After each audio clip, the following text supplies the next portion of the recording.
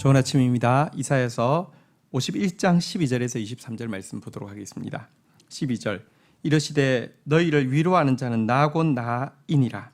너는 어떠한 자이기에 죽을 사람을 두려워하며 풀같이 될 사람의 아들들을 두려워하느냐.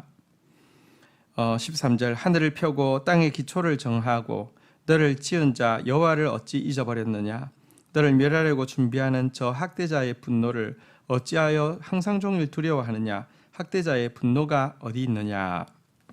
자, 우리 앞에 본문에서 하나님을 향해서 여호와의 팔이여 깨소서라고 저희 백성들이 외치게 되었습니다. 사실 이렇게 외치는 것만 해도 은혜입니다. 우리는요 징계 가운데 들어가 있어도 징계인 줄도 알지 못하고요, 하나님이 도와주시겠다고 해도 부르짖지도 않을 정도로 영적으로 죽어 있는 존재인데요, 그런 우리를 어떻게든지 여러분들을 막 일깨워서 신음이라도 하게 하고 하나님을 향해서 여호와의 팔이여 깨소서 하게 하는 데까지만 해도 작업이 많이 필요합니다. 하나님이 진짜 개입하셔야지만 이거가 나오죠. 그렇잖아요. 이제 예를 들면 아이가 뭐 질식을 한 상태인데 뭐 이렇게 아직 그 수만 있지만 뭐 아무 말도 못하고 막 이렇게 이럴 때 뭐 이렇게 어떤 막 작업을 할 때 이게 갑자기 이렇게 무슨 목소리가 나온다 할지, 우리가 막 이렇게 인공 막 안 되니까 인공호흡을 막 이렇게 하기 위해서 하고 있는데 아야 이렇게 한달지 이게 뭔가 좀 통하고 있는 거잖아요, 그죠? 그래서 여호와의 팔이여 깨소서 이 외침이 나왔다는 것만 해도 은혜인데요, 이 외침에 대해서 하나님께서 더 나아가서 그들에게 도전하고 있는 내용입니다. 너희를 위로하는 자는 나 곧 나니라 라고 응답하시면서 너희는 어떠한 자에게 죽을 사람을 두려워하고 풀같이 될 사람의 아들들 두려워하느냐라고 하면서 믿음을 그들에게 격려하고 있습니다. 여호와의 팔이여 깨소서 했는데 이 권능의 팔로 너희를 위로하는데 뭘 그렇게 사람들 풀 같은 인생들을 두려워하느냐라고 이야기를 하고 있습니다. 너는 하늘을 펴고 땅의 기초를 정하고 너를 지은 여호와를 왜 잊었느냐? 이 전능자를 왜 잊었느냐? 아니 너는 너를 멸하려고 준비하고 있는 학대자들의 분노는 항상 종일 기억하고 두려워하고 묵상하고 하는데 그들의 분노가 어디 있느냐라고 이야기하십니다. 주님이 한번 떨쳐 일어나시면 여러분 대적자들은 온데간데 없어질 것입니다. 주님의 때가 되기 전까지는 마치 이 대적자들은 학대자들은 영원할 것처럼 보이지만 주님의 때가 되면요 주랭랑을 치는데 흔적도 없이 사라진다는 것입니다. 여호와의 팔이여 깨소서 귀합니다. 깨소서 했으면 여호와의 팔이 얼마나 권능이 있는지에 대한 믿음이 있어야 되는데 그 믿음이 없으니까 두려워하고 항상 종일 두려워하고 그거 묵상하고 있으면 여호와의 팔이 깨서 지금 돕고 있는데도 깨소서만 해놓고는 여러분 더 나아가지 못할 수 있기 때문에 믿음을 도전하신 것이죠.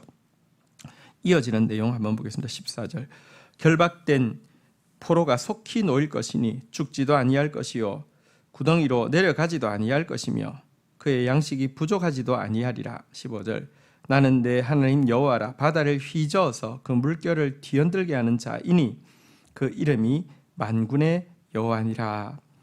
다시 한번 너희가 이제 그 포로에서 돌아오게 될 때 구덩이에 내려가 죽지도 않을 것이고 돌아오는 길에서 양식이 부족하지도 않을 것이다 라고 약속하고 있습니다. 하나님은 어떤 분이십니까? 바다를 휘저으시고 물결을 뒤흔들게 하시는 분이십니다. 이 바다와 이 물결은 성경에서 악한 자를 상징할 때, 악한 자의 세력을 상징할 때 자주 사용되어지는 표현입니다. 하나님은 바다와 물결을 휘저으시고 뒤흔들어 놓으신다. 이 말은 그러면 무슨 뜻이 됩니까? 대적들 하나님의 통치 아래 있고요, 하나님 발 아래 있고요, 아무것도 아니라는 말씀입니다. 아무것도 아닙니다. 근데 대적들은 항상 종일 묵상하고 두려워하고 하나님은 기껏 하나님 불러놓고도 바라지 않는 그런 모습 우리 안에 있어서는 안 됩니다. 16절 내가 내 말을 내 입에 두고 내 손그늘로 너를 덮었나니 이는 내가 하늘을 펴며 땅의 기초를 정하며 시온에게 이르기를 너는 내 백성이라 말하게 하려 함이라. 자, 하나님께서 그 메시아로 이제 메시아를 세우실 것이고, 또 사실은 이제 메시아의 표상으로 지금 당면하게는 고레스를 세워서 이스라엘을 훗날 이 바벨론의 압제에서 이제 벗어나게 하실 터인데요. 하나님께서 말씀을 그의 입에 주고, 그리고 그 하나님의 손 그늘로 그를 덮어 주는 이유는요, 하늘을 펴고 땅의 기초를 정한 하나님께서 이스라엘 백성들에게 너는 내 백성이라 이렇게 말하게 하기 위함이다라고 이야기하고 있습니다. 천지를 창조하실 때부터 시온을 향해서 너는 내 백성이라고 말씀하시고 약속하신 주님께서 그 언약을 이루기 위해서 지금도 메시아에게 당신의 말씀을 담으시고 그의 손으로 우리를 보호해 주시는 분이시라는 것입니다. 자, 이제 17절 한번 보도록 하겠습니다. 여호와의 손에서 그의 분노의 잔을 마신 예루살렘이여 깰지어다 깰지어다 일어설지어다. 내가 이미 비틀거름치게 하는 큰 잔을 다 마셔 비웠도다. 자, 하나님께서 여호와의 팔이여 깨소서라고 외치는 이 이스라엘 백성들을 향해서 두 번째로 이제 도전하고 응답하는 내용이 17절부터 나오고 있습니다. 예루살렘을 향해서 이렇게 말합니다. 내 손에 있는 분노의 큰 잔을 너희는 다 마셔서 비운 자다. 다시 말하면 이미 내 진노는 다 받았다. 내 징계는 다 받았다. 너희의 노예의 때는 딱 끝났다라고 이야기를 하고 있는 것입니다. 우리 이사야 40장에서도 이야기했지만 우리가 우리의 죄값만큼 어떻게 하나님의 진노를 받겠습니까? 그러면 아무도 구원받을 수 없고 다 멸절합니다. 메시아를 통해서 배나 갚으시기로 결정하셨기에 우리가 달게, 우리가 겸손하게 잘 받기만 하면 끝났다라고 이야기합니다. 끝났기 때문에 깰지어다 일어설지어다 라고 이야기하면서 이제 일어서라고 이야기합니다. 여호와의 팔이여 깨소서 했는데 여호와의 팔이 깨도 여러분 그 팔은 겨우 우리 뒷수습해 주는 정도가 아닙니다. 우리는 여호와의 군대로 일어나야 될 사람입니다. 그러니까 우리를 향해서 깰지어다 일어설지어다 이렇게 이야기하고 있는 것입니다. 18절 내가 낳은 모든 아들 중에 너를 인도할 자가 없고 내가 양육한 모든 아들 중에 그 손으로 너를 이끌 자가 없도다. 19절 이 두 가지 일이 내게 닥치쳤으니 누가 너를 위하여 슬퍼하랴. 곧 황폐와 멸망이요 기근과 칼이라. 누가 너를 위로하며. 20절 내 아들들이 곤비하여 그물에 걸린 영양같이 온 거리 모퉁이에 누웠으니 그들에게 여호와의 분노와 내 하나님의 견책이 가득하도다. 자, 하나님께서 이렇게 이야기하십니다. 이스라엘 백성들을 이 하나님의 징계 가운데 들어갔을 때 처절하게 인식하게 된 것이 있습니다. 그것은 자기들 안에 자기 아들들 가운데 자기를 구원으로 인도할 자가 없다는 사실입니다. 여러분, 너를 인도할 자가 없고 너를 이끌 자가 없다는 사실을 하나님께서 이렇게 도전하고 있는데 맞습니다. 그들은 이 재앙 가운데 있을 때 자기들을 인도할 자, 자기를 이끌 자가 없음을 알게 되었습니다. 그래서 그들에게 남은 것은요, 황폐와 멸망, 기근과 칼밖에 없고요. 아무도 그를 위해서 슬퍼하거나 위로할 자가 없다는 사실을 그들은 절감하게 되었습니다. 마치 그들의 자녀들은요, 그물에 걸린 영양같이 온 거리 모퉁이에 다 누워 있는 여호와의 분노와 견책 아래 있는 상태와 같다라고 이야기하고 있습니다. 사실 근데요, 이와 같은 절망을 직시하는 것, 나를 이끌 자가, 나를 인도할 자가 내 안에는 없구나, 내 스스로는 나를 이끌 수도 인도할 수도 없구나라는 것을 직시하는 것은 굉장히 중요합니다.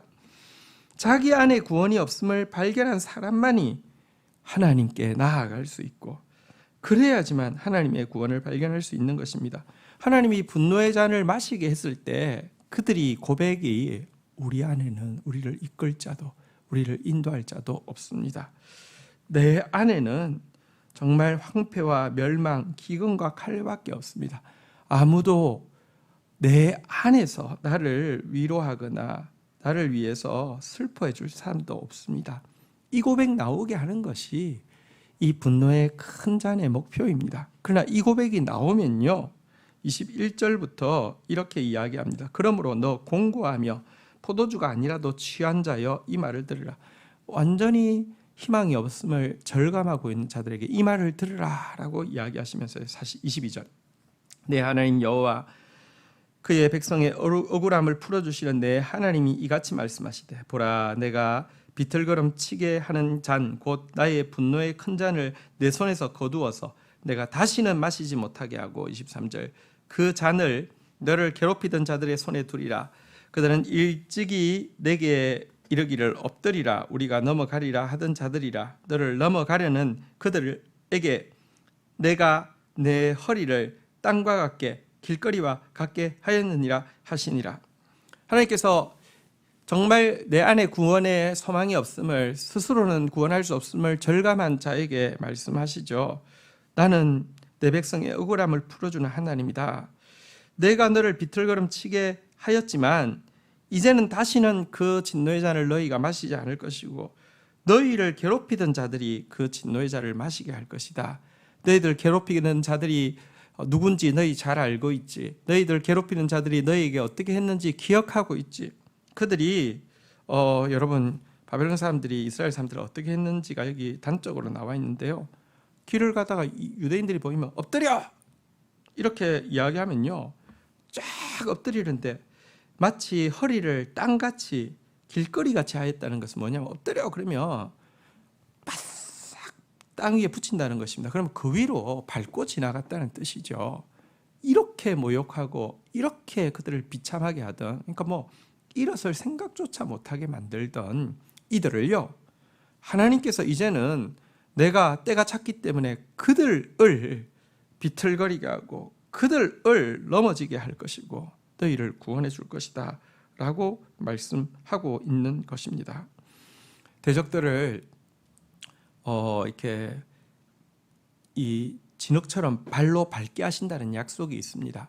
사실은 여러분, 우리가 사단을 발로 밟고 나가야 할 존재인데요, 죄악 가운데 우리가 사단에게 발로 밟히는 존재가 되었습니다. 그러나 여러분, 여호와의 팔이 깰 때에, 그 여호와의 팔이 깰 때에 하나님 바라보고 사람을 두려워하지 않고, 그 여호와의 팔이 깰 때 우리도 깨서 일어서게 된다고 하면, 이와 같이 대적을 발로 밟는 우리의 원래의 자리, 우리의 원래의 영광을 되찾게 될 것입니다. 주신 말씀 붙잡고 기도하며 나가도록 하겠습니다. 하나님 아버지, 감사합니다. 여호와의 팔이 깨임을 인하여서 감사합니다. 여호와의 팔이 깨셨을진데, 하늘과 땅을 창조하신 하나님이 일어섰을진데, 사람을, 풀 같은 사람의 아들을 항상 종일 두려워하는 자 되지 않게 하여 주시고, 그 크신 하나님, 바다와 물결을 휘저으시는 그 하나님, 경외하는 하나님의 군대가 되어지게 하여 주시옵소서. 하나님이 깨실 때 우리도 깨어 일어나게 하여 주옵소서. 과거에는 우리가 죄로 말미암아 징계 가운데 있었고, 그러나 그 징계를 통해서 우리 안에 우리를 이끌 자도 인도할 자도 없음을 깨닫고 고백하게 하셨습니다. 그러나 하나님, 이제는 우리가 대적의 발 아래 짓밟힐 자가 아니라 대적을 진흙처럼 발로 짓밟을 자가 되게 하셨사오니, 여호와 의지하여서 담대히 일어서서 악과 싸워 이기고 하나님의 승리를 선포하는 저희들 되게 하여 주시옵소서. 감사합니다. 예수님의 이름으로 기도 올립니다. 아멘.